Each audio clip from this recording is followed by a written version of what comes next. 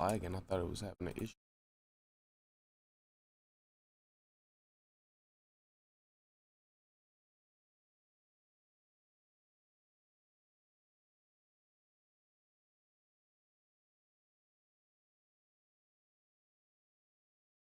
Come on.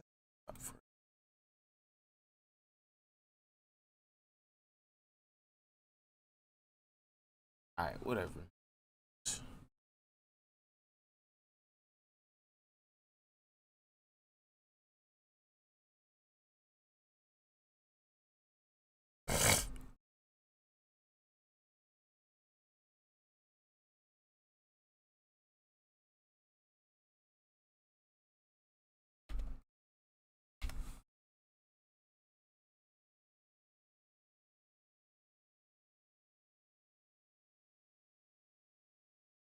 Yeah, I guess I can go in with her.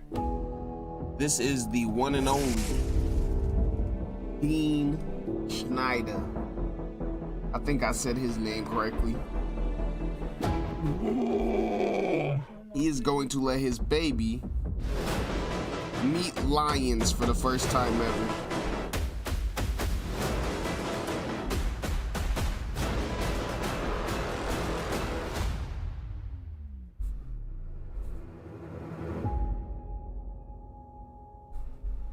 What's up, everyone? So today I'm going to first time introduce my daughter Nyla to the actual queen, Nyla the lioness.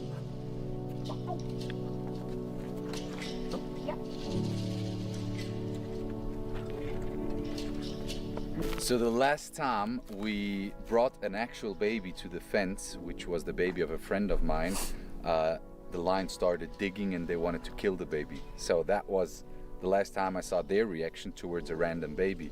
Let's see if their reaction towards Nyla will be slightly different. I hope so, actually, because she has been named after the queen. That's fire.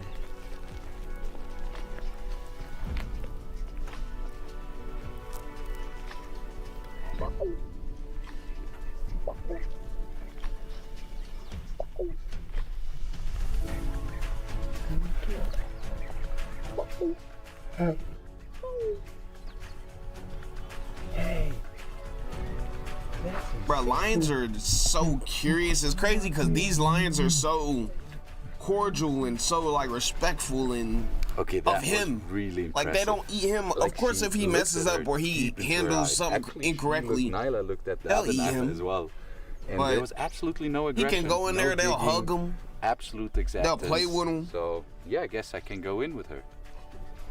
No, I'm joking. I was about to say you're crazy. Go in there with the lions, with your baby. Going in there just by yourself is crazy enough. The encounter between Nyla and Nyla was absolutely impressive. I didn't expect it to go so well. But now I'm curious, how do the males, how does Dexter, Snow, and Leo react towards her? Let's go and check it out. Jeez. Her star sign is Leo as well. She's a lion as a star sign.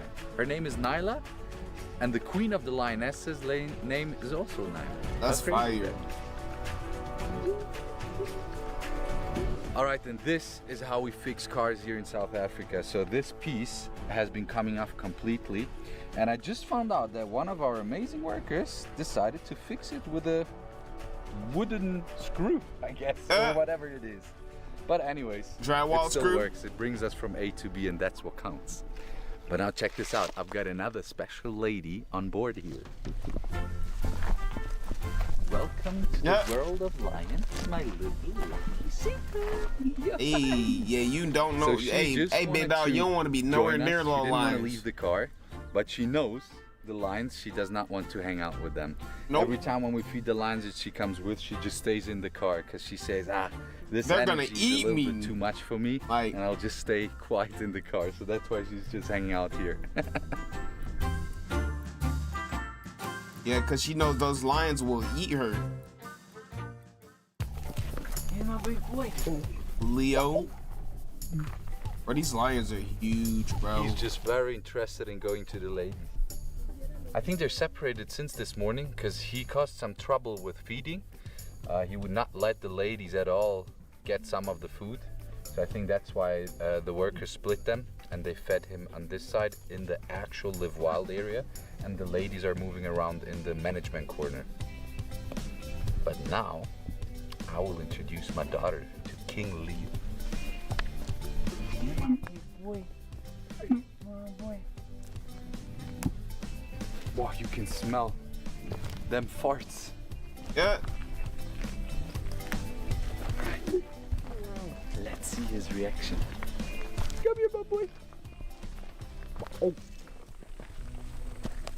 Oh. What is that sound he's making? What have I got here? Leo? Oh.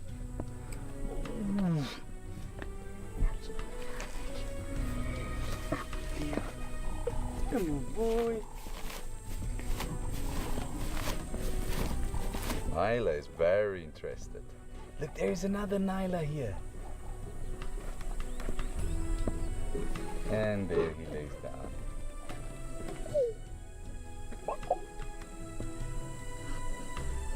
Come on, boy. Well, if he's not interested, then we're gonna go and visit Dexter and Snow. That's crazy. Okay, I'll first. He was gonna minding say his hello by business. myself.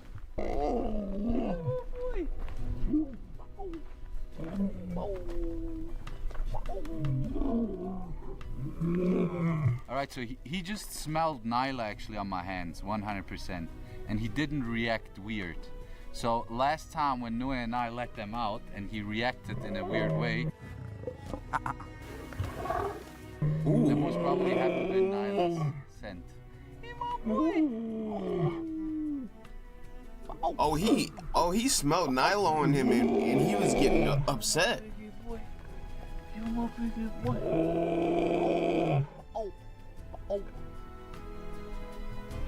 What is he staring at, bro? The cameraman? Hey, what's up?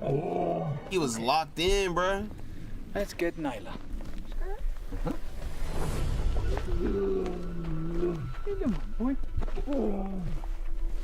Those little gates stopped them lions from getting out.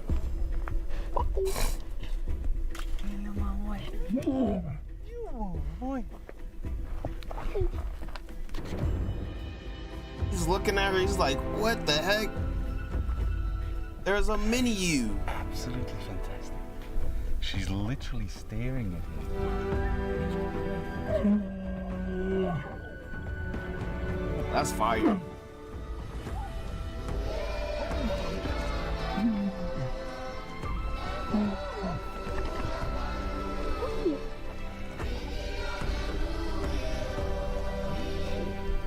That's crazy. Who's that? Is that King Snow? Look how she's looking at him. Now, we want to find out. I think Dexter's still eating. Dexter. That baby gonna love lions for her whole life. Dexy! Oh, hello, biggie boy. Sheesh, his mane is crazy. His mane look fire.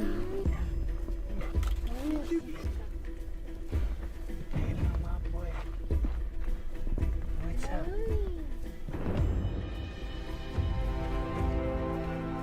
What's up?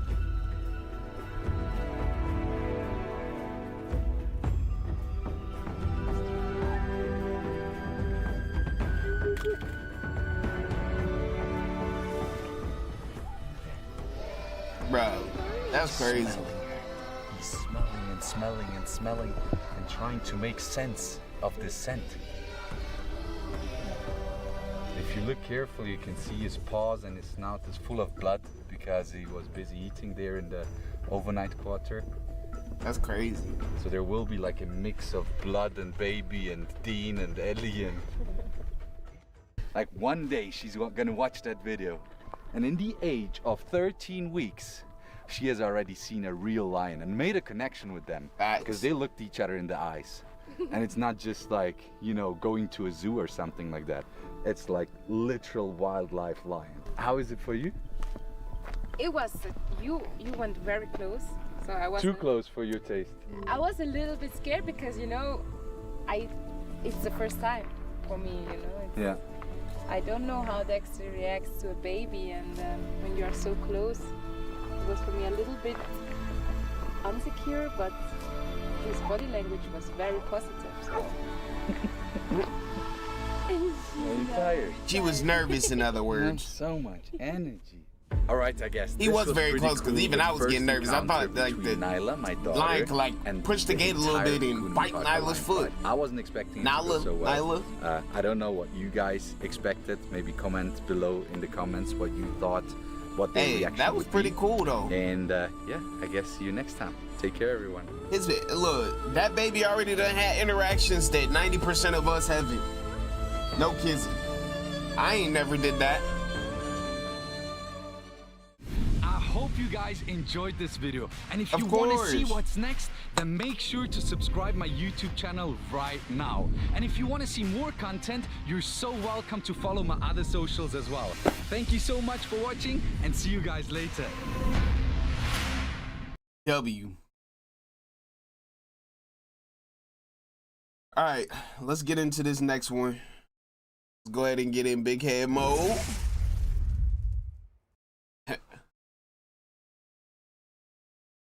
Y'all already know the Buffalo Bills, but come on, bro.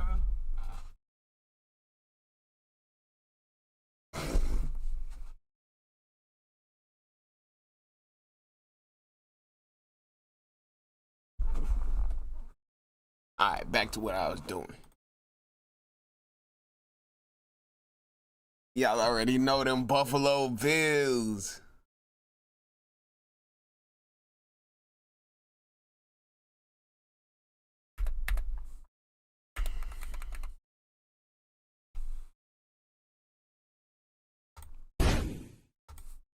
All right, let's hop out of big head mode. He was a big factor in that first matchup in the pass with the yards. It's too late. Lamar Jackson down. With the yards. Oh look, so cold there, bro. So it's a 2nd and 10. What we got? What we got? Lamar Jackson with the pass. And then throws downfield. And look at okay. Down to the 22. Hey, that was a good pass. Hey, it looked kind of slippery out there. Putting them both out on the field, they're like wide receivers and tight ends at the same time. These are two phenomenal teams. First option closed down. Now he goes to the end zone. Wide open. Booty naked open, bro. Right off the bat. Booty naked open. From 16 yards out, Jackson. Look at this. You'll see found the hole. 43 tried it. Top the screen. That was a good play by him because he seen that hole and found it. Josh Allen, the GOAT himself. And that's a beautiful pass. Come on, you already know Josh Allen's gonna make that pass. Come on now. Like he don't miss no passes, bro. Come on now. All right, what you got, Josh Allen? Show me a little something. Okay, shotgun, open backfield with the run. Give me that first down, baby. He rips it down to about the 19-yard line. Let's go. Behind Deion Dawkins. Let's go. Got 7. What we got, Josh Allen? Under center. Okay, with the handoff. Cuts outside, able to get away from cooking. Stop playing with them boys. 10-yard line. Buffalo Bills, boy, they fought with it. Hey, what we got, Josh Allen? Okay, walk in the end zone. Walk in the end zone. Congratulations, my brother. Good way to tie the game up. Man just said, tiptoeing in the end zone. End zone. Look, tiptoeing in the end zone. End zone. He blocks the great. Man, we're just tiptoeing through that. He didn't need to lower his shoulder nothing. All right, what we got, Lamar Jackson? You already know he gonna put on the show. And it's intercepted right into the hands of Taylor Rapp. Buffalo Bills. Let's go, baby. All right, what we got? You already know Josh Allen back in the shotgun. What he gonna do with it? What he gonna do with it? Easy pass. Come on, give me that first down. Move them chains, baby. Move them chains. Second and third level. What we got, baby? Okay, open backfield. Take off. Oh. There. Hey, big dog. Why they showed that? They shouldn't have showed that. Hey, that never happened. Oh, they lost the ball. They had to punt it. He breaks through past the line. Boy, I'm messing with that man, Derrick Henry. This formation. That man ain't no hit. He a monster. Let's put it that way. Hands it off the Hill. There was no one there. there. I thought Derrick Henry was a monster. What is Hill doing? And able to move the football out to the 39 and a new set of downs. Now trying to go up top. Uh-oh. No, he won't. to take off. Able to get free again. Hey, Lamar. Has three. Take a good collision hit right there. What we got? Okay. Completes it. Okay. It's Anthony Miller. Hey, Lamar Jackson out there working right now, man. Icy ball, icy. Icy ball. The ball got ice on it. The ball got ice on it. Hill chasing after him.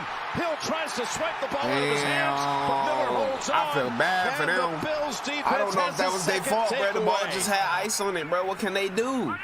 Josh Allen, the goal, look, the ball got ice on it, no problem. Across the middle. No problem. Shakir holds on ball to it. Got ice on it, no problem. Lamar Jackson, fumble! Reggie Gilliam line up behind him. There it is, Allen. He just. You already know that's going in, big dog. Buffalo touchdown. Come on. Third to 4th and 2, anything inside there in goal, and you get 2 plays. I don't see how you can stop him. It's such a weapon that other teams don't have. Bishop is in the secondary for the Bills. Rapp was hurt on that scoop play, fumble return. Why he wait so long? Fakes the throw and takes off for about 11. Lamar Jackson made a play where there was no plays. Okay. So again, a rookie that was a great quarterback right there. Here's a first down. Nobody can sit here in front like he's not a great quarterback. Look at this. He making plays, bro. He making plays. Like Josh Allen a GOAT, but like Lamar Jackson making plays, big dog. Again, Lamar loves to go to his tight ends. What we got? Floating, looking, flickering, was that intercepted? Was that intercepted? Dang, what are you pushing for? Calm down. One last shove to boot. It was incomplete. Never missed this season from big dude coming through there. It was a big struggle beyond that. Kick from 26. Goodness gracious. Barely beats the play clock to go to Davis. He has some speed. Scored a touchdown at the top of this game. Hey, that was a good little run right there, my big dog. Running behind my man Davis out there putting in work. Pickup of 16.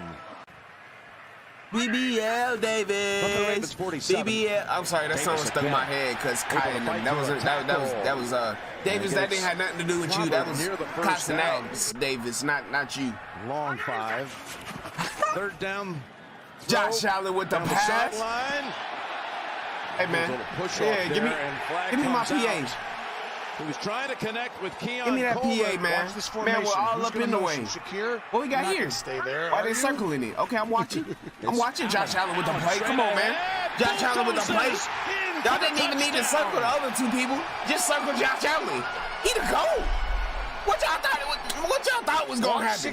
Y'all like, what are you circling? Like circle this guy right here. Right there. Come on, that's bro. That's why you hear the MVP chants right now. Like, changing it up. Stop playing with him. 4 seconds on the play clock. Come over here and Bernard, go get him. 3rd and 5. Okay, what you gonna do, Lamar Jackson? Jackson's pass. Hey, you gonna have to. What happened to number 7? Why he on the floor? On the last 2 plays, and he's got a first down. A lot of success. What we got, man? Y'all need to stop him. 21-10, boy. They blowing y'all out the water. Handoff to Henry. Hey, get him down, bro. Get him down. Hit him in the knees, man. Hit him in the knees. About the 27. Goodness gracious, that big old dude. What we got here? Ooh, Lamar Jackson out here. Oh, goodness gracious. Down from behind by that hurt my shoulder. This is 47. That's a beautiful kick. Okay, he made it. He made it. That was a good kick. Still here. Still not enough points, but that was a good kick. Y'all already know what Josh Allen about to do with it. Ming. Allen picks something off of it. Like you already know what's going to him. You already know what's going to him. Wiggins on him. Come on now. You see they motion him out. So hey, what you gonna do? Look. On what we're playing. On 3rd and 5. Hey, big dog, you was not supposed to be going back. Oh my God, who made that tackle? Number 55, 53. Goodness gracious. 2 extra linemen. But he was not playing no games. Oh, they stopped him. They got it with ease. Here he goes. Henry tripped up out at the 46. Goodness gracious. Somebody stop that man, Derrick Henry. He's too big to be running that fast. Hey, y'all need a pick or something, dog. Jackson's pass. Y'all gonna let him catch up? With Andrews, we do have a marker down. He takes vitamins and nutrients. He has a strict diet. All of that dedication has made him better. What is this lady talking about? No, pause, bro. What is this lady talking about? Everybody takes vitamins. Everybody. What is she talking about? Strict diet. Everybody eat good. Well, not everybody. Everybody don't eat good. Who care about his strict diet? That don't make him run faster. He got to practice for this. I don't even know who she talking about. There goes Hill. Thank you, my dude. Yeah, I like the dude announcer. That lady, she didn't know what she was talking about. He takes vitamins, and he has a very healthy diet, which contributes to his game time play on the football field. Shut up. A healthy diet of these running backs, and Henry's at the top of the food chain right here. Derrick Henry's diet don't matter. He was going to be this big regardless. Come on, man. Now he over here biting into her dieting stuff. Man, stop listening to her, bro. Play football. You want to see some heads clashing. Fucking diets. Stay with him, Henry. Hey, that's Derrick Henry right there, man. That's Derrick Henry right there, man. Hey, you can't even do nothing about that. Like, you literally can't do nothing about that. That's Derrick Henry right there. That's a big dude, bro. Watch the outstanding job. That's a big dude, bro. Rosengarten, awesome job. Going to take it out of the gun and send Henry out of the backfield as he looks for the tie. Flicks it. It got tipped. Incomplete, and the Bills still cling to a lead. Guess who tipped it? Can't wait to be reunited with they didn't score? That was fourth down? That's crazy. Swing. 1st and 10 as Cook. Okay, Cook. Okay, Cook. And that's Cook cooking. Nice Cook cooking. Put up 9 hey, Josh Allen, we need another touchdown from you, big dog. We need another touchdown from you, big dog. 100 yards passing in the game. He completes this one. Shakir, look at that effort. Just backing his way for as much as he could get. And we're going to start the 4th quarter. We need a touchdown, Josh Allen. Come on, do what you do, big dog. Oh, pass interference. Where's the flag? Intended for Shakir from the right hash. Oh, man, we ain't get to see a touchdown from Josh Allen. Pass kick. Only a lame field goal. And it's good. It's good. First points of the second half for Buffalo. Fake to Henry. Come on, big dog. Hey, what you got? Jackson throws. Ooh, why is he booty naked open? Go. Someone fire him. He's fired. He's going home. And the whole team's roasting him in the bus ride back. He's going home. He's going home. They just lost the game because he fumbled. Like, why would you fumble? The first thing you taught to do, grab the ball, catch the ball, tuck the ball. Tuck the ball. Hold it. He's fired. He's fired. He's cooked. He's cooked. Look at him. And that was Mark Andrews. The Ravens. He's cooked. I didn't even pay attention to who it was. You're cooked, Mark. You're cooked. Josh Allen with the goal. Got a man open. It's Hollins. I don't know if you guys just saw that, but you see this player right here. I'm going to rewind this. And it looked like somebody just came and hit this man with the biggest anime punch. They said, Now you'll see what I'm talking about here. Now you watch this player right here where this mouse is circling. You watch him. Now we're going to run this back a couple of seconds. We have 48. We're going to go back to 40. Now watch this. Now watch him. Look right here. Look right here. Makes the pass. Got a man open.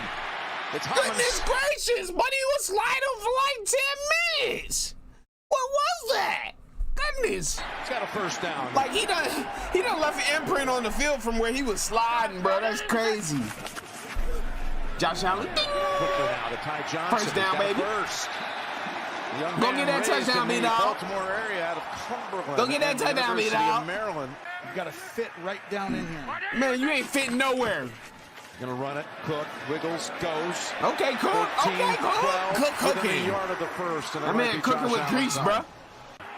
On 3rd and goal. What we got in here, big dog? 3rd and goal. 3rd and goal. Josh Allen with the ball. And Josh Allen. Keep it. He's gonna get double team, triple team. He tried to throw it, bro. You see me? He tried to. Had him high and low. But then they grabbed his arms, bro. And that kick is good. Dang, bro, I'm disappointed, bro. That was supposed to be a Josh Allen touchdown right there, big dog. Johnson is back in for the Bills defense. All right, what you got, Lamar?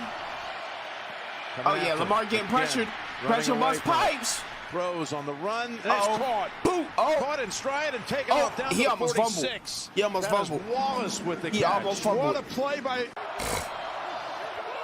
What they got? They got a little something? Oh my goodness, what is this big jumble? Wide open. It's Andrews. Oh, Mark Andrews trying to look good again because he dropped that last ball. All right, what we got, big dog? Lamar Jackson. Protection. Yeah, protection is doing real good. He got all day to throw. Slides over to buy time, flings it down the field. It's caught for the touchdown.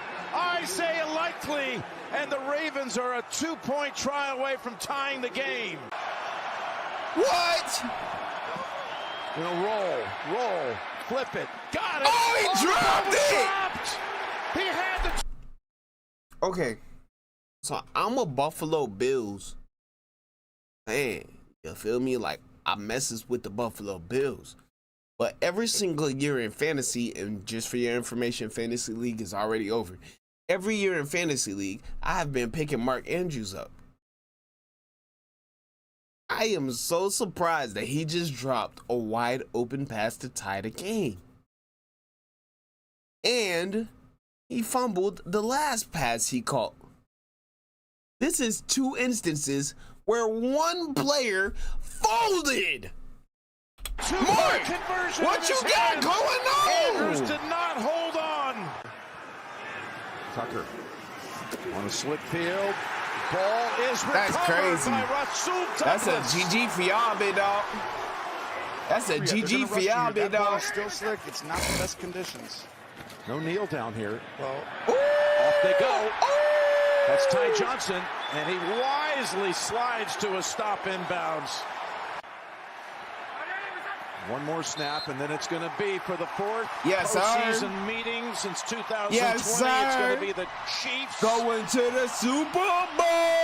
And the Bills. And immediately, Josh Allen let go, baby. Goes straight for Lamar Jackson. He knew exactly where he was on that sideline. Let go, baby. A touch of class. Josh Allen, the GOAT, big dog. Come on, man. Mark Andrews folded, boy. Them boys roasting Mark Andrews right now. I ain't even gonna lie to you, big dog. I ain't even gonna lie to you. All right, we're gonna take a short commercial break. Be right back.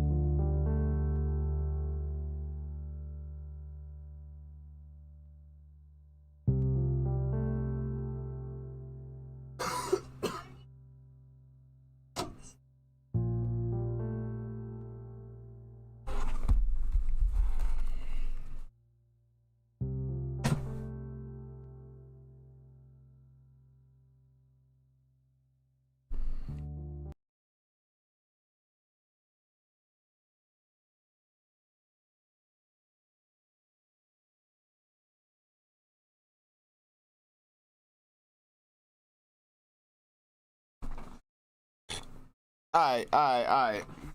We back.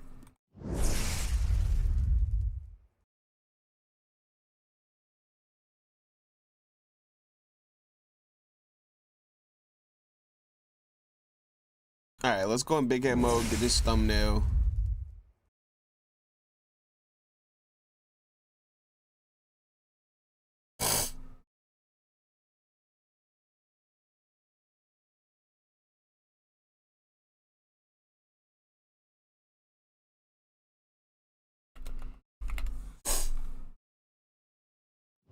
All right, let's get this started. Step pyramids were the favorite architectural forms ancient of these civilization ancient builders. It seems apparent that was discovered they were in created Antarctica by the same advanced civilization. However, these temples are in totally different parts of the planet. This Chichen Itza complex is located in Mexico. The Pyramid of Djoser is in Egypt. And the Ko-Kur Sanctuary was discovered in Cambodia. Textbooks will tell you that all these very similar step pyramids were built by different primitive societies independently of one another. But the weirdest thing is that these almost identical structures are separated by hundreds or even thousands of years and a distance of half the world.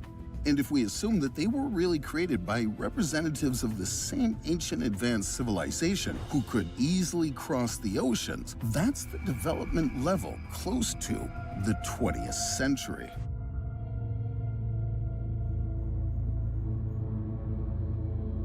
Scientists have found even too many suspicious buildings, the appearance of which they can't fully explain, or don't even try.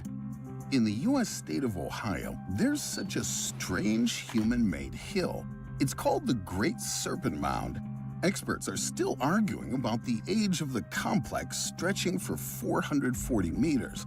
The generally accepted version states that the snake-shaped mound was built by representatives of the Fort Ancient culture around the year 1000 CE. Allegedly, there was just no one else who could do it.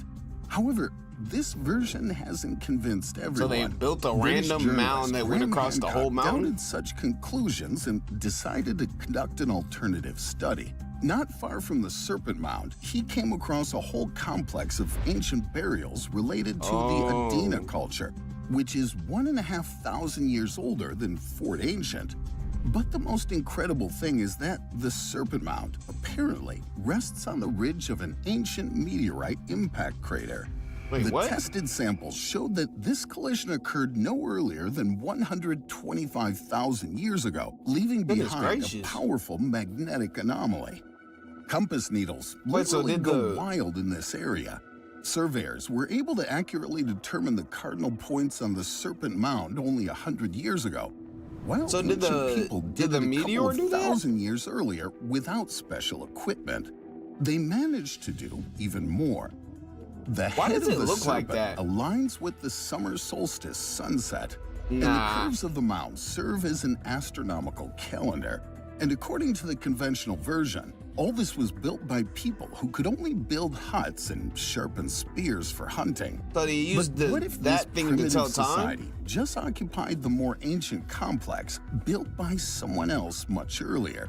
Especially considering the fact that in another corner of the world, we found traces of an unknown ancient civilization with extraordinary construction skills. Why is this man flying down from the sky? Scientists initially paid little attention to the half-ruined Göbekli Tepe temple complex in Turkey. The first study showed that it was built only about 2,000 years ago. Göbekli Tepe would have remained interesting only to specialists if they hadn't discovered at least 16 more ancient underground halls during the final excavations. Hence, the total area of the complex could reach about 20 square kilometers, and that's only what we've managed to find. That's almost so they got like all type of underground ruins or underground cities. The examinations showed that the oldest of the halls date back to the 10th millennium BC. And that's even before the emergence of any modern civilization. Scientists believe that in those times, hunter-gatherers still flourished on Earth. What could make them suddenly unite to build the monumental Göbekli Tepe? It's crazy how it seems like all of our information on the old societies is like educated guesses. Group text that there's nothing that we like 1000% know. Moreover, Giulio like Magli, everything's an educated guess and it's up for stipulation of change. Discovered that Göbekli Tepe was not once something else is discovered about how they built. That's because the middle lines between the central monoliths of the complex coincide with the azimuths of Sirius during the summer solstice. These unknown ancient people knew a lot about not only the technology of construction, but also astronomy. Then what could prevent them from traveling around the world? Ancient maps testify in favor of the version of an advanced ancient civilization that was actively exploring the globe. On the map of 1513, we can see Antarctica, but how did it get there if our seafarers discovered the fifth continent only 300 years later? The ancient map has some more mysteries. For example, the coastline of Antarctica, now hidden by the ice, is depicted with remarkable accuracy, as if someone knew what the continent looked like in the distant past. Modern science managed to study such details only in the 60s of the 20th century. But who could possibly beat us by hundreds or even thousands of years? Could it be the builders of a giant pyramid on Antarctica's surface?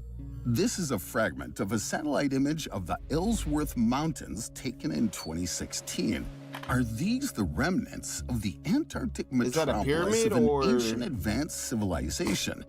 The creator of the mysterious map, sailor Piri Reis, claimed that he had copied his sample from a very ancient document from the already destroyed Library of Alexandria. And by the way, why the library get destroyed? Of the Great Pyramids why do people destroy libraries? Why do they not want people to know their history? Detailed instructions for the descendants. It's something that's in the history that they're scared of. But there's more to come.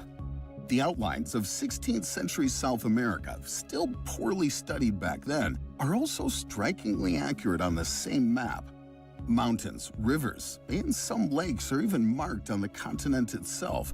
That is, in ancient times, someone not only saw this piece of land from the sea, but also managed to get deep into the continent. That's crazy. However, on the map of Piri Reis, there are inconsistencies even with our current knowledge of the world. On it, South America is connected to Antarctica by a small isthmus. But wait, could it be that tens of thousands of years ago, in the days of an unknown ancient civilization, these continents were really connected? After all, in South America, we've also discovered many pyramids, and we keep finding new ones to this day. Quite recently, researchers scoured the area surrounding a village in southern Bolivia. I wonder why people build pyramids. Pyramids don't seem like the easiest thing to build and live in. They discovered a complex network of canals and the remains of several. It seems like there would be a lot more easier structures that could be built. They belong to the previously unknown Casarabe culture, 1,000 years older than the Aztecs and Incas. It seems as if someone specifically taught Native Americans complex architectural skills, and then they were adopted by later civilizations. So who would have taught them? Why they saying someone? What, like some aliens came down here and just taught them? Pyramids in Antarctica. In their opinion, this is not the result of... Bro, if they believe that's a pyramid, why we don't go dig it out? So we can know. Dig it out. Because it costs too much money, most likely. It costs too much money and time to get all the equipment and stuff out there. Specific erosion is in the case of the famous Alpine Matterhorn mountain. But the debunking of only one pyramid does not change the fact that there are many ancient human-made monuments scattered around the world, and they're all suspiciously similar. Now, the ruins of the Gunung Padang Temple on one of the Indonesian islands what the liking to the pyramid is. Impressive. But in ancient times, it was a pyramid. Like the Great Serpent Mound, it also sits within an ancient crater. Scientists believe that the complex should be no older than 9,000 years. However, a recent radiocarbon analysis has shown that Gunung Padang's lower boundary date could push back the estimated date of construction by another 20,000 years. Everything's just a guess. That back then, Earth experienced everything is literally just a guess, phase of the last glacial period. That's why people were clearly not up to creating enormous memorial complexes. But aren't we missing something important? Trying to fit Gunung Padang into our conventional history, the Ice Age is not as scary for an advanced civilization as it is for hunter-gatherers. These people could continue to travel the world constructing their pyramids. After all, they were found not only in Egypt, but in all corners of the world. This is the Prasat Bakse Cham Krong Temple in Cambodia, and here's the Monte Dakoti Sanctuary in northwest Sardinia, Italy. And a lot of these pyramids have been striking similarities. The boulders of the construction in Argolis, Greece are joined so tightly that even a human hair can't squeeze through the joints. And all this is done without any fastening solutions. Near the city of Cusco in Peru, it's almost like they're melting the rocks. Were found. Even though these regions are separated by over 11,000 kilometers and the Atlantic Ocean. Moreover, if we look at pyramid monuments in Egypt, Japan, and even on Easter Island, we'll see the same story. Even the sculptures of these complexes how they got these rocks in so tight, something in common. Like so close together with artifacts from Bolivia, Turkey, Indonesia, and Easter Island, which can't possibly be reached without a well-developed I'm the only one that fleet. sees that. Is it entirely accidental that the ancient Aztecs had a legend about a god named Quetzalcoatl, who allegedly came from across the sea in a boat that moved by itself without what they was doing paddles? back in the ancient days. According to legends, it was Quetzalcoatl who taught people unprecedented skills, including the construction of pyramids. But here comes another strange coincidence. How is there such an ancient technology or something that was learned that just fell off the face of the earth? The ancient inhabitants of Mexico fixed this event into stone by depicting a person granting gifts of divine knowledge. It looks like an ordinary modern bag. It just looks like a bag. But similar scenes of knowledge transmission by ancient sages are found all over the planet. They're discovered in the most hidden parts of Göbekli Tepe, on the walls of the preserved Assyrian temples, and even in Sumerian arts and crafts. But if we assume that representatives of an ancient civilization that's the problem. We assume oceans and bestow knowledge on primitive people, this would mean that their level of development was close to our 20th centuries. Could such a society disappear almost without a trace? In a recent article in Scientific Reports, American scientists announced the results of long-term excavations near the town of Tel El Hammam in Jordan. A 1.5-meter soil layer entirely consisting of burnt organic matter, ash, and bone fragments suddenly turned out to be the site of an ancient space disaster. Around 1650 BC, this settlement was instantly destroyed by an explosion of a previously unknown meteorite.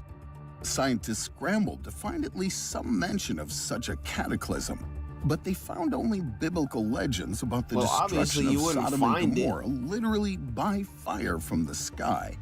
So I guess myths are sometimes not really fiction. And although such a disaster wouldn't have been enough to wipe out an entire civilization, there is an ancient legend about a global catastrophe, which may also prove to have some grounds. The myth of the Great Flood can be found not only in the Bible, but also in the tales of the indigenous peoples of America, and even in the legends of Australian Aborigines. The ancient Finns even associated this event you don't never want to see that. World. Water coming over mountains. Was really so global, even an advanced ancient civilization would be in trouble. And some data indicate that approximately 13 to 15,000 years ago, our Earth experienced the so-called cataclysmic period. It's like all the storms on our planet were raging simultaneously. But what could have caused it? Soil samples of that period contain numerous nanodiamond deposits. How do they know the soil is from when the world flooded, bro? Impacts of comets or asteroids. But if the flood was the soil from that period, as if they have exact dirt that was here when the Firestone, an analytical chemist at the Lawrence Berkeley National Laboratory in California, found that most nanodiamonds are found in soil samples from North America. But back then, the entire territory of modern Canada was covered with a thick ice crust. And if the comet hit it, the instantaneous melting of a tremendous amount of ice could create a devastating wave and, as a result, cause a global flood. However, it's not a sure fact that it could destroy an entire civilization at once. The few survivors could theoretically settle in different parts of the planet to try to revive the former greatness and, at the same time, transfer fragments of their knowledge to other, more primitive civilizations. It's amazing, but judging by the dating, the survivors of the secret apocalypse could be the ones who built Göbekli Tepe. In the meantime, the rest of humanity was hunting and gathering, as they already had the necessary technology and knew how to cooperate well. But if such a monumental building was erected by people exhausted by disasters, what were they really capable of at the peak of their glory? And if they possessed high technology, why didn't we find it? Although we consider ourselves a rather advanced civilization, which certainly left its bright mark on the planet's history, in reality, we can greatly overestimate ourselves. If our civilization disappears right now, in 200 years, there won't be any traces of human-cultivated plants left on the planet. In 10,000 years, cities will almost completely disappear, except for the remaining large stones randomly scattered around the globe. And we've just found something similar. The Bimini Underwater Road near the Bahamas is referred to as the Road to Atlantis. It consists of 700 meters of neatly laid out limestone blocks. The true origin of the structure is still disputed. There's no single plausible explanation among scientists. But where could this enormous road lead? Could it be that in earlier times, before the Great Flood, the ocean level was significantly lower, and the ancient civilization surrounded almost the entire planet with such highways? That doesn't sound crazy at all, given that it would be easy to get to most other continents from Antarctica, which hadn't been covered with ice yet, just like it's indicated on the ancient map.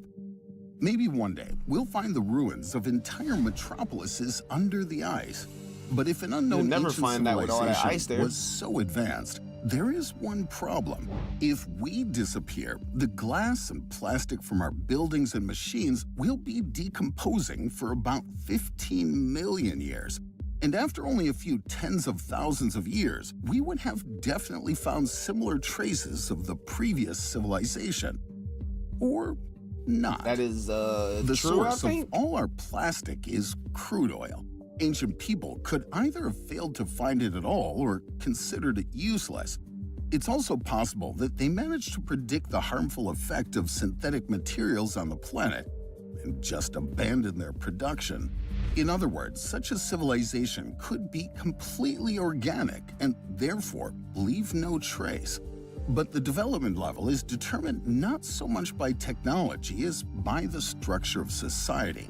And if the ancient sages didn't use plastics as we do, they could find alternative ways to organize their civilization. Like how? Despite our prejudices, ancient societies might not necessarily be primitive. This conclusion was reached by the American anthropologist David Graeber, who studied various alternative structures of ancient human societies. For example, in the early stages of the development of even our civilization, there could be tribes with a constant cyclical change of roles. Once every few months, slaves became chieftains and vice versa. In doing so, they could change not only personal belongings, but even names. After a while, everything was back to normal. Also, in his book, The Dawn of Everything, he describes the primitive tribes which consisted only of eccentric people who deliberately didn't observe any hierarchies. Perhaps similar, insane principles of social organization helped an unknown ancient civilization to find alternative ways of development and develop much faster, even on the basis of technologies that seem organic and imperceptible to us today. Simply put, the issue may not be that a highly developed ancient civilization is so invisible. It's just that it's very difficult for us to see it with our prejudices. But one day, we may rise above them and find all the missing pieces of the mosaic of an ancient unknown civilization that has only left us hints. However, ancient people might not be all that different from us in some things.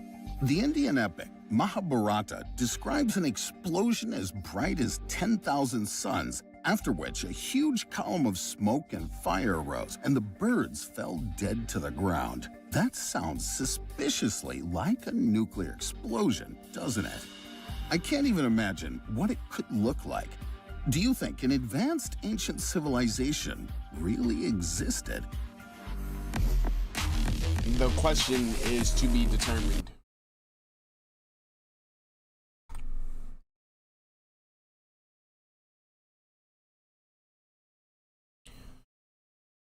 Five most dangerous invasive species.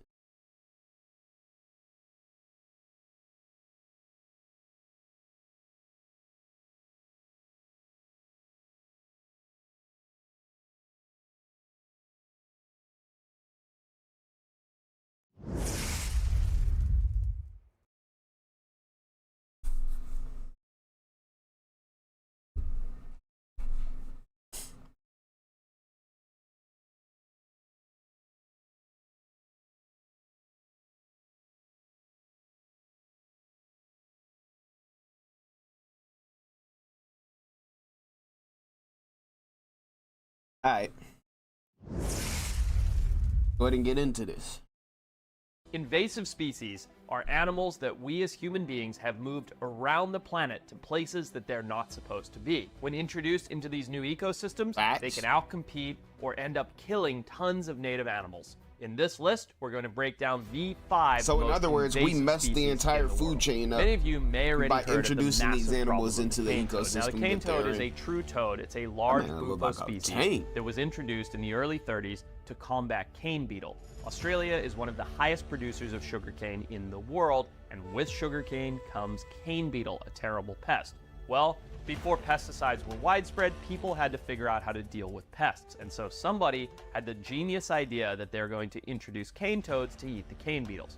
Well, they brought cane toads over in the early 30s, and cane toad numbers exploded. Sure enough, they did very little to combat cane beetle because cane toads can't climb. They weren't able to reach most of the cane beetle. So now Australia has a massive cane toad problem and a massive cane beetle problem. Well, things got much worse, because cane toads happen to have a highly toxic venom sac right behind their eyeballs, and anything that eats them in Australia has not co-evolved with cane toads for millions of years with the ability to either eat around the toxin or be resilient to the toxin. That's crazy. And so you have things like 90% population reductions in animals like quolls, goannas, snakes, certain things like that that have no resilience to this toxin. Today, there are over 200 million cane toads across Australia, and the number is growing. They're moving at a rate of about 25 miles per year to the point at which they're going to saturate the entire continent. Now, you might ask yourself, what can be done? We have a 90% reduction in certain predators and species. They're outcompeting other species, and they're going to cover the entire continent. Well, there's a little bit of good news when it comes to cane toad. Colossal Biosciences is using CRISPR technology and stem cells to engineer resilience in animals like northern quolls, so that hopefully one day those animals can go in and consume the cane toads and be resilient to their toxin. So we're changing the entire ecosystem. Over time, they may be able to wipe out these booming giant toads that have taken over a continent. We're literally going to make an animal resilient to the poison that the frog has. Interfering by bringing in species is one of the biggest problems we've ever had, and when we do it intentionally, it's so much worse than when we do it by accident. That's crazy. And now, because of our bad intentions, because of our bad ideas with maybe good intentions, we have seen a massive reduction in such incredible native fauna. So the big question is, can we get rid of cane toads? Can we ever get rid of this massive problem that is wiping out native species? Well, if Colossal is successful and can engineer a resilience in species that's passed on generationally, yes, that might help. But with over 200 million and growing cane toads, I would rate the likelihood of us ever being able to eradicate the species a very slim 2 out of 10. Next up, a slithering menace that is wiping out species right here in the United States. Python? Now, I'm sure many of you have heard about the Burmese python and the growing problems that they cause in the U.S. People Burmese have them, they python get too are a big, giant people let them snake go. that have been recorded up to lengths of 23 feet that are taking over the Florida Everglades. Now, when I say they're taking over, they're eating everything, right? They're eating all of the raccoons, the opossums, they're even eating alligators and things like that, and they're outcompeting native species in Florida. Because Florida is such a rich environment with so many animals, species like caiman, knifefish, iguanas are just prolific there, and these are all invasive species, and the Burmese python is the biggest threat among all of them. Now, why would this giant snake that's native to Southeast Asia be taking over the Everglades, you might ask? Well, the invasion started in the 1990s and early 2000s when these pythons became popular in the pet trade because they get large, they're beautiful, and they eat anything. More than 90,000 were imported into the US, but during Hurricane Andrew in 1992, a python breeding facility was destroyed, releasing a couple dozen snakes into the wild, and from those few dozen, thousands have exploded. By 2007, Burmese pythons were found as far north as the Florida Panhandle and all the way down to the tip of Florida. And as soon as these Burmese pythons began to take over the entire state of Florida, we started to see a massive decline in native species. Now, when you go to the Everglades, you think, wow, this place is so full of life. But think about this. Sightings of raccoons are down by 99%. Opossums down by 98%. White-tailed deer, big giant deer, down by 94%. Bobcat populations, which are a predator, have dropped by 87%, and rabbits are nearly non-existent. They're gone from the area, and this is all due to the Burmese python. Native predators like American alligators are in conflict with these pythons. While they may not be eating each other directly, they are a little bit, but they may not be doing that for most of the time. When you wipe out something like 99% of the raccoon population, that leaves very little for alligators to prey upon. So it creates this massive imbalance. Now, you might be asking yourself, how are we going to combat that? Well, there are guys on Instagram that go out there and target these things that have made it kind of sporting. There's the Florida Python Challenge, where in 2023 alone, 209 pythons were removed in a competition. So there are active attempts to remove these animals from Florida. But the problem is these Burmese pythons are so adaptable that they've even changed their physiology to be able to feed year-round in Florida. They've become more cold tolerant. And they've even brought parasites and diseases with them from Southeast Asia, which are starting to affect the native reptiles in Florida. So there are these efforts to control the population, but they are just booming.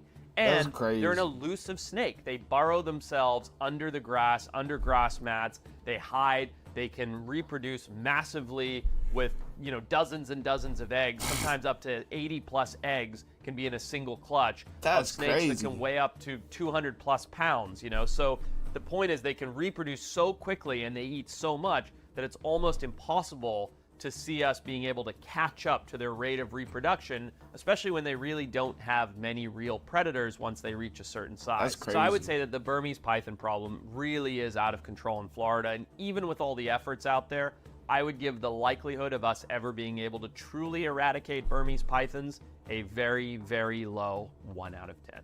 Next up, a starfish so invasive that the Australian government just to have one clutch starfish wars to try and get rid of it. The crown of thorn starfish is a hardcore predator of hard coral polyps. It's this giant spiny tropical starfish that will wreak havoc on a coral ecosystem. What does it do? Eat the Red Sea through the western coast of Central Australia, wherever they are, they eat coral like crazy. The problem with the crown of thorn starfish isn't the fact that they eat coral. That's normal. The problem is that they can boom and bust, and when they boom, they go into things called plagues, which is a real scene. Back in the day, from the 1960s to the 1980s, these starfish were popping up all over the Indo-Pacific, mostly at Australia's Great Barrier Reef. Densities hitting up to 1,000 starfish per hectare were just wiping out coral polyps faster than the coral could regrow. And when you combine that with the bleaching taking place on Australia's Great Barrier Reef, it was just a disaster and a collapse for coral reef communities that are home to all of the fish species and all of the animals that we all so knowingly love from that part of the world. And as these starfish boomed and coral reef communities started to get eaten so quickly, it meant that there could be a shift in coral reef communities, which is the foundation for that entire marine ecosystem. So things got so bad that the Queensland government stepped in, funding research and setting up committees to deal with these starfish in an effort that became known as the Starfish Wars, because the crown of thorn starfish was just such a coral munching machine.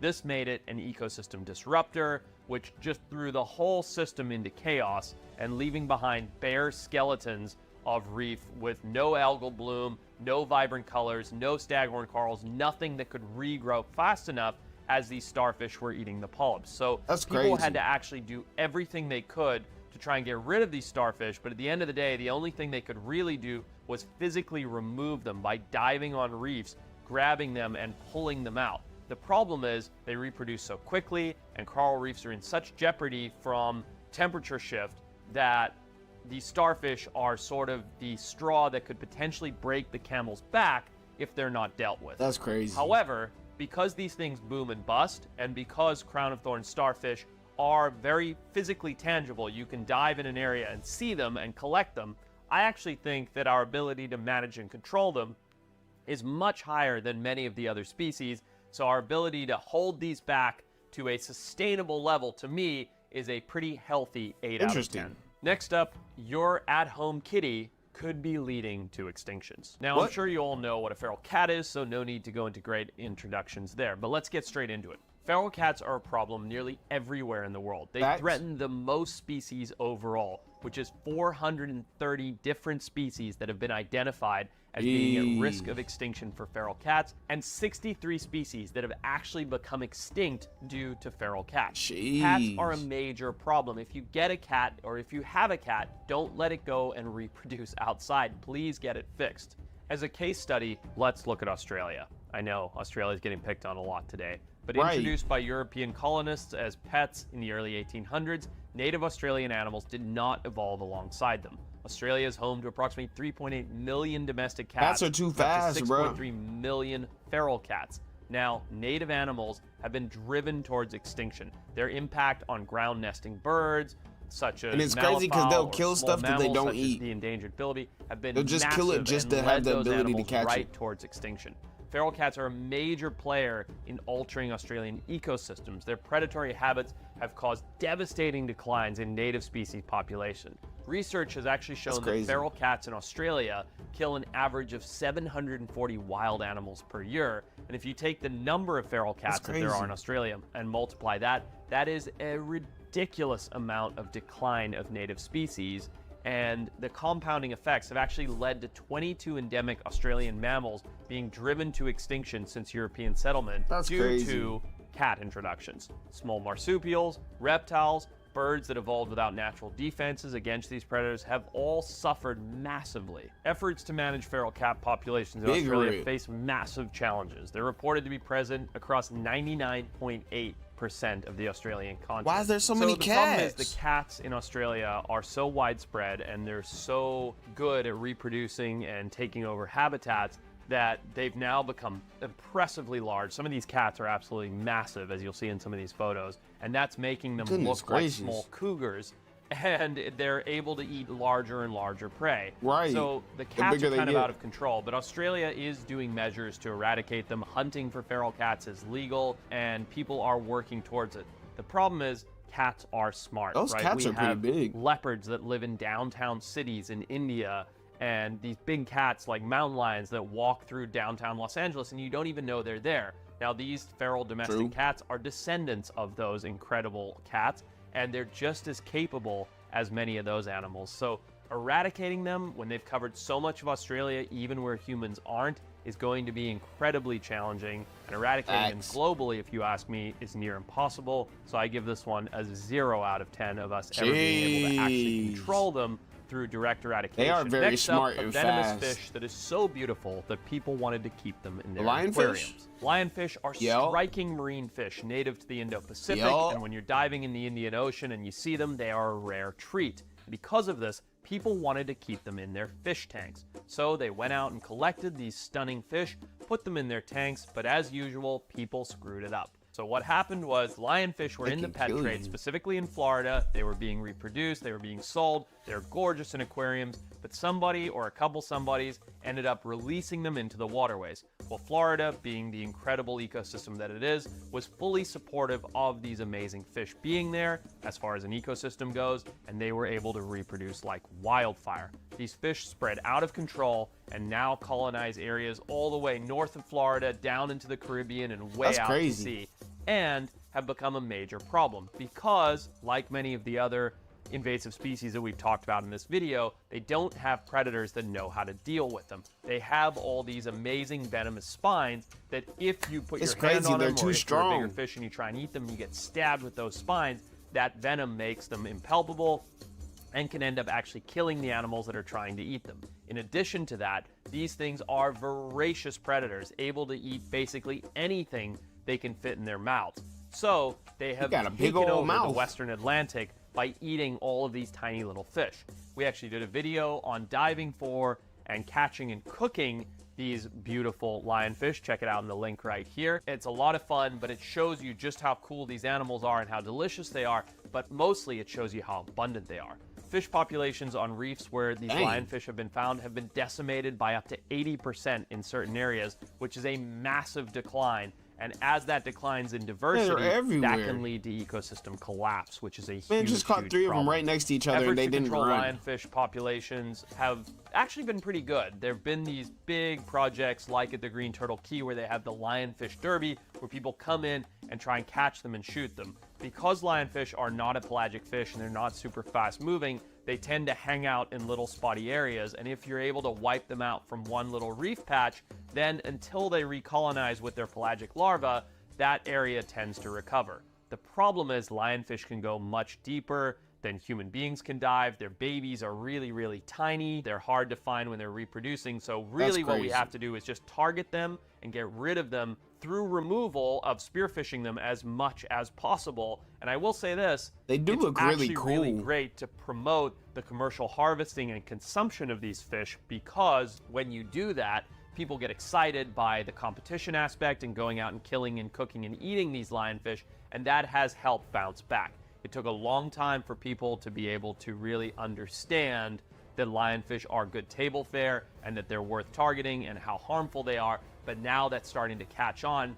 And although they're very widespread, I feel like eradication is kind of futile, but control is possible. So with people continuing to push and continuing to try and get rid of lionfish, I think our likelihood of at least controlling them is pretty good, with a solid 6 out of 10. Invasive species are a major problem the world over. This is just a quick look into a couple of them. There are so many more. Let me know if you want me to dig into this topic further. Thanks. Make sure you like and subscribe. All right, Speed's first time in Colombia.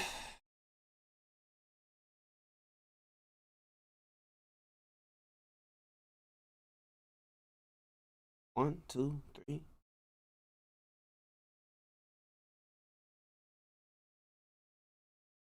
Sorry, that video is looking a little long.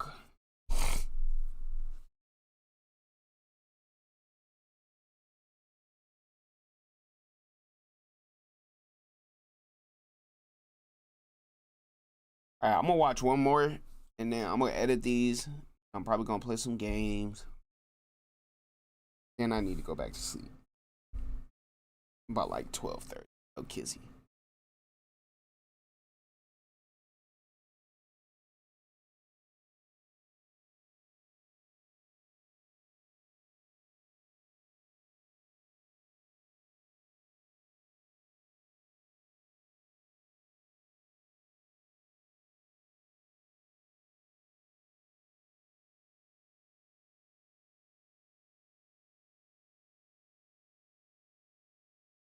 One, two, three, four, five, six, seven, eight. 1, 2, 3, 4, 5, 6, 7, 8. 2, 3, 4, 5, 6, 7, 8. 3, 4, 5, 6, 7, 8. 4, 5, 6, 7, 8. 5, 6, 7, 8. 6, 7, 8.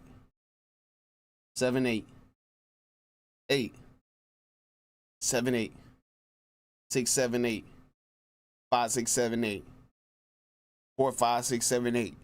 3, 4, 5, 6, 7, 8. 2, 4, 5, 6, 7, 8. 1, 2, 3, 4, 5, 6, 7, 8. Probably skip some numbers in there. I ain't gonna lie. Anyways.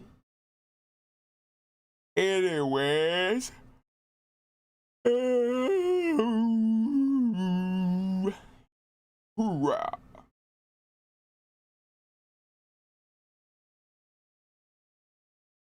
Hoorah, hoorah.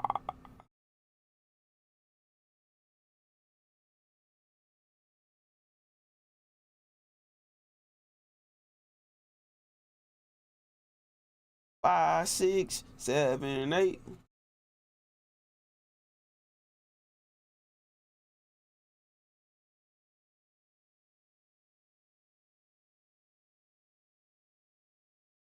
We need something very quick.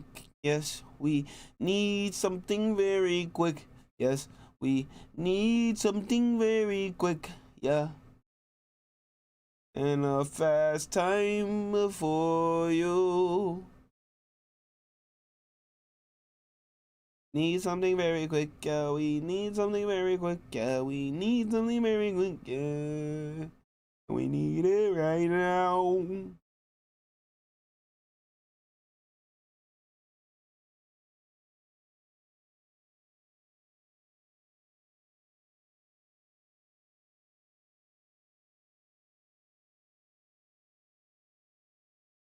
Boom, boom, boom.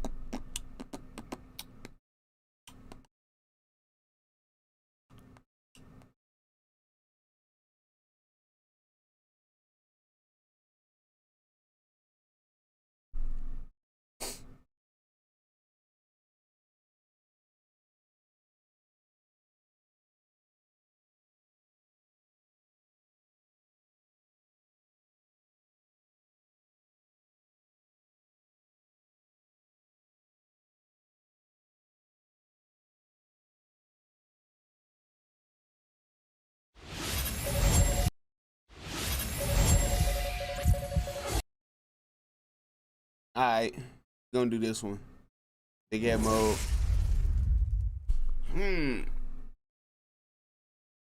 Alright. Oh no. Alright, that's a little better. They can see what's going on.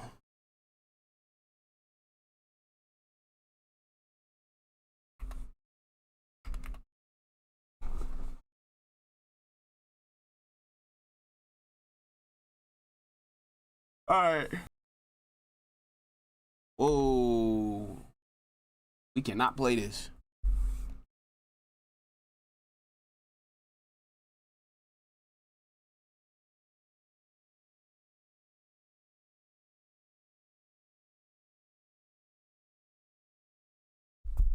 Okay, well that's the end of what would you do, because looks like they tried to copyright strike me.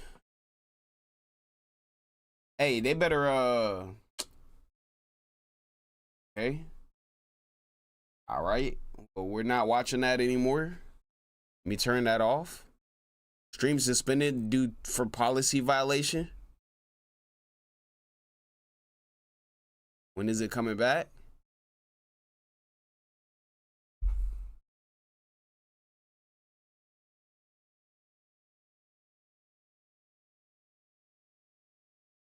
All right, we are that's crazy, bro.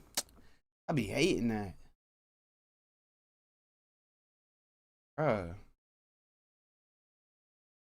Bro, they better not. I stopped, bro. I stopped. I literally stopped immediately, bro. It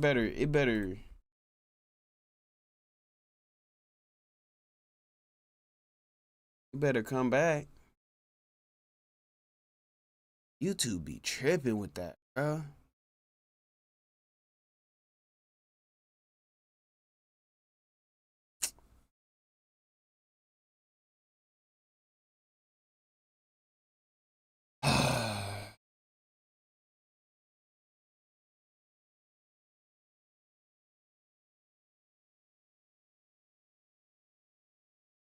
Can't even do a fucking reaction video on fucking damn. Okay, we back. Bruh, my bad for the fucking cutout, damn. I was doing a reaction video on that YouTube video, and I guess they copyright claim my reaction live in the middle of the video. Like, y'all bugging, bruh. Mans can't even do a reaction video and post what y'all posted to the internet. That's cooked.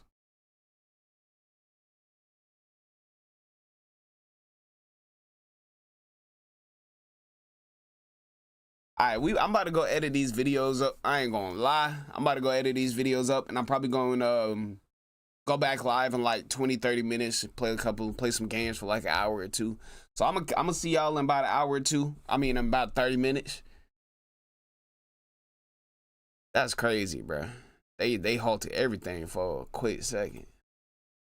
All right, y'all. We gonna be back in like 30 minutes. I'm gonna go get these videos edited up. Y'all have a great day. I appreciate y'all for stopping by. If you did stop by, have a great rest of y'all day. 222.